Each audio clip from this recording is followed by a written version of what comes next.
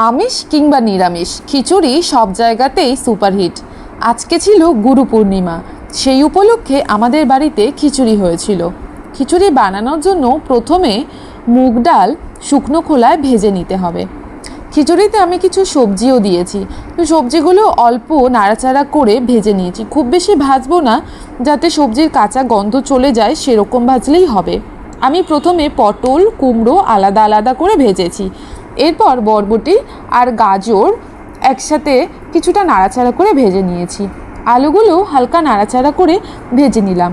এরপর কড়াইতে একটু তেল গরম করে তেজপাতা, শুকনো লঙ্কা, গোটা জিরে ফোড়ন দিয়ে আদা, কাঁচা লঙ্কা, ধনে জিরা গুঁড়োর একটা মশলা বেটে নিলাম, সেটা কড়াইতে তেলের মধ্যে দিয়ে দিলাম।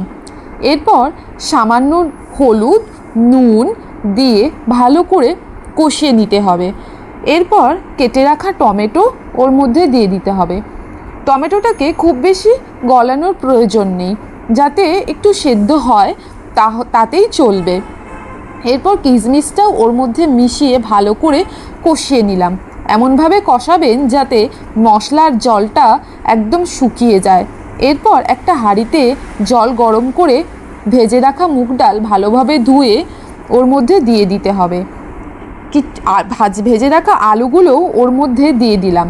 একটু ফুটে উঠলেই ধুয়ে রাখা গোবিন্দভোগ চাল ওর মধ্যে দিয়ে একটু ফুটে উঠলেই ভেজে রাখা সবজিগুলো দিয়ে ভালো করে মিশিয়ে নিতে হবে। এরপর যখন দেখবেন চালটা একটু সেদ্ধ হয়ে এসেছে, তখন কষিয়ে রাখা মশলাটা আর সামান্য একটু চিনি দিয়ে ভালো করে মিশিয়ে নেবেন। এরপর একটু ফুটতে সময় দেবেন।